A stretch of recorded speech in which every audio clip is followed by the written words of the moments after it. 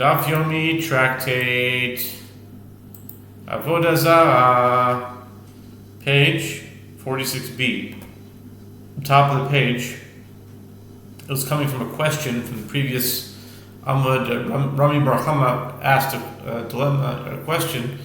In the case of one who bows to a mountain, what is the halacha with regard to the permissibility of using its stones for building the altar in the temple? Yesh neva b'mechubar etzel gavoha, o ein neva b'mechubar etzel gavoha. The Gemara explains the dilemma. An animal that was worshipped is rendered unfit to be sacrificed as an offering in the temple.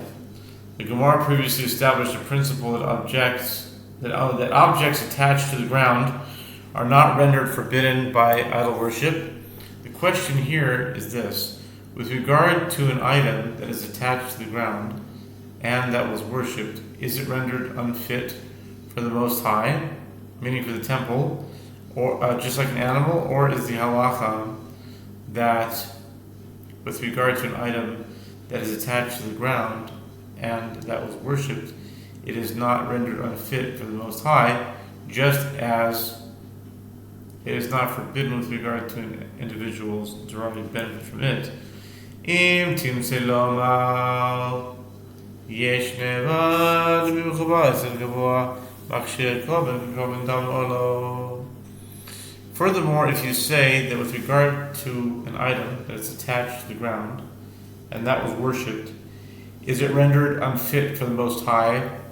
Are the items that merely facilitate the sacrifice of an offering, such as the altar, viewed the same way as an offering itself, or not? Perhaps the principle that items worshipped in an idolatrous practice are disqualified for use in the temple applies only to offerings and not to the items used to facilitate the bringing of offerings.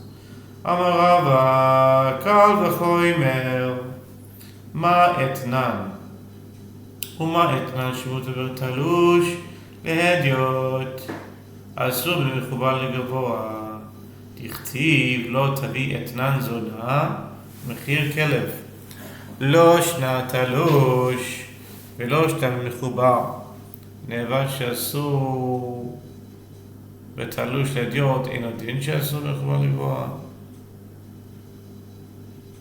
Rava says the dilemma can be resolved with a kal v'chomer, a fortiori inference. The Torah prohibits the sacrifice of an animal as an offering or a donation to the temple if it was payment to a prostitute or exchanged in the sale of a dog.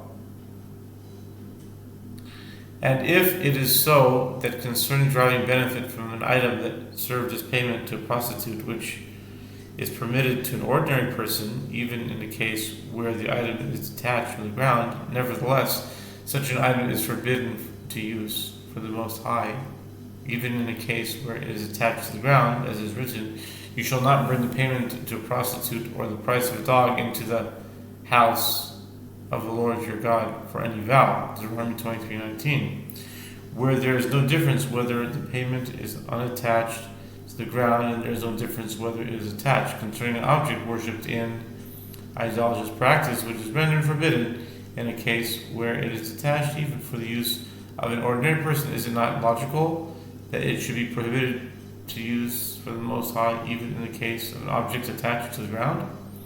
Amar le Rav Huna Bereid Rav Yehoshua l'Rabi, O chiluf u'ma nevad she'asu b'talush etzel hediot mutar mechubar legavoha, shenemar Elohehem al heharim ve'lo heharim Elohehem, lo shna lehediot ve'lo shna legavoha, etnan shemutar b'talush lehediot ein odin shemutar mechubar legavoha. Rav Huna, the son of Yehoshua, said to Rava, or one can reverse the claim.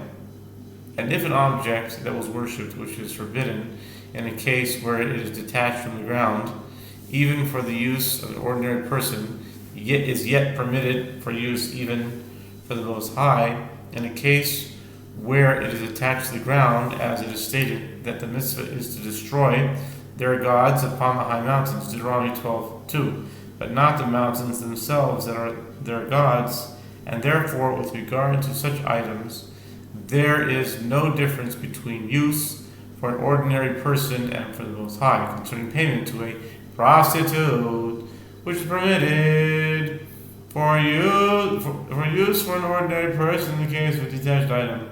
Is it not logical that it should be permitted to use the Most High in a case where the payment is an item attached to the ground?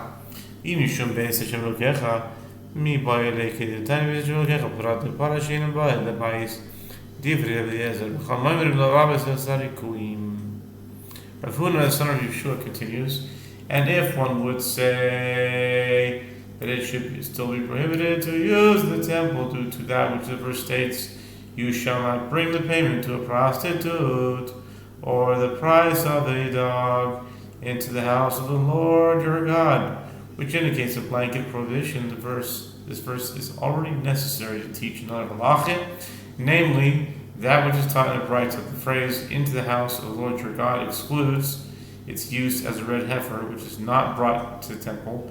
Rather, it is sacrificed outside the city on the Mount of Olives. This is the statement of Rabbi Eliezer, and the rabbis say it is stated to include the prohibition against hanging in the temple beaten plates of gold that were used in the payment of a prostitute. Even though they are not used in the temple service, it is prohibited to hang them up. Amar le anaka amina lechumra yatamed likula kula v'chumna chumna parachina. Rava said to Rav Huna, son of Rav Yehoshua, I am stating a kal v'chomer inference that leads to a stringency, and you are stating a kal v'chomer inference that leads to a leniency. And the principle is that whenever there is the option to employ a kal v'chomer that leads to a leniency or to a stringency, we always go to a stringency. Yomar le Rav Papa le Rave kol echadi v'kula v'chumra lekula v'chinan v'ha'azad l'pesach v'pligi Rabbi Eliezer v'kiva der v'yezer sava l'chumra v'kavachai v'legavra v'kiva kula v'patar v'kaparech v'kiva l'kula. Or Papa said to Rabbi, and is it so that anywhere that there is an option to employ an a fortiori inference to infer leniency or stringency, we do not infer leniency? But isn't there the case of sprinkling the purifying water of a red heifer upon one who has contracted ritual impurity through contact with a corpse, in order to thereby obligate him in the sacrificing and eating of the paschal offering? As Rabbi Eliezer and Rabbi Akiva disagree with regard to whether it is permitted to do this on Shabbat, each of them employing an a fortiori inference to support his opinion. As Rabbi Eliezer holds that a stringency should be inferred, and he thereby deems the man obligated to purify himself and bring a paschal offering, even if he can purify himself only on Shabbat. And Rabbi Akiva infers leniency and exempts him from the obligation to bring the offering. And clearly, contrary to Rava's claim, Rabbi Akiva infers a leniency. Ditnan, for we learned. Hey, Shiva Rabbi Akiva, Chiluf, Umaza, Shimon, Shuman, Shavuz, and the Shabbos, Shchita, Shehi, Tera'ez, Lakoshkin. As we learned in the Mishnah, Psachim 65b, that Rabbi Eliezer reasoned, if slaughter, which is generally prohibited on Shabbat by Torah law, is permitted for the sake of sacrificing the paschal offering, all the more so is it not clear that sprinkling the purifying water of a red heifer, which is prohibited on Shabbat merely due to a rabbinic decree, should override Shabbat? Rabbi Akiva replied, or one can reverse the claim. And if sprinkling the purifying water on Shabbat, which is prohibited merely due to a rabbinic decree, does not override Shabbat, then with regard to slaughter, which is prohibited by Torah law, all the more so is it not clear that it should not override Shabbat? Contrary to Rava's claim, Rabbi Akiva clearly infers a leniency instead of the stringency inferred by Rabbi Eliezer. Hasam, Rabbi Eliezer gamre v'iyakar le Talmuda v'yasar Rabbi Akiva le ad kore v'hain zamar le Rabbi al tachpereni v'shat hadin.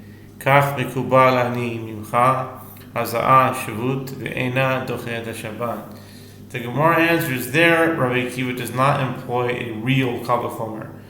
Rabbi Eliezer himself taught him this halacha, which he knew as a tradition, but he had forgotten his own learning, and Rabbi Akiva came to remind him of it by drawing a Kal V'chomer inference that would cause Rabbi Eliezer to remember that which he himself had taught. The Gemara offers a support for this interpretation from the continuation of that discussion, which is recorded in Brisa.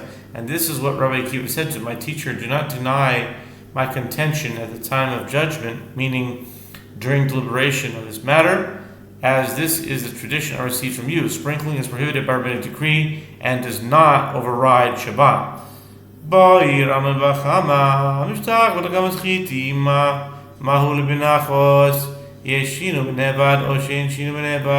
Bar Chama raises lemma. In the case of one who bows to a stalk of wheat, what is the halacha with regard to using it for meal offerings? Does the wheat lose its forbidden status after it's ground into flour or not? Does it change in the form of a worship object will revoke its forbidden status? Or does it change in the form of a worship object not revoke its forbidden status? Amar Mazuz Rabbi Nachman Tashima Kol Asud Negam Mizbeach Vladotehen Mutarim Betana Allah Rabbi Eliezer Marzutra son of Rabbi Nachman said, come and hear a resolution from that which is taught in a Mishnah in Tamura 30b. The principle is that concerning all items that are forbidden with regard to sacrificing them, the altar, their offspring, meaning whatever products are derived from them, are permitted, and it is taught with regard to this Mishnah, Rabbi Eliezer deems the offspring forbidden. Telav itmarala Amar Rav Nachman Amar Rav Bar Avu Machloikes Keshenirbu V'Lebasov Ibru.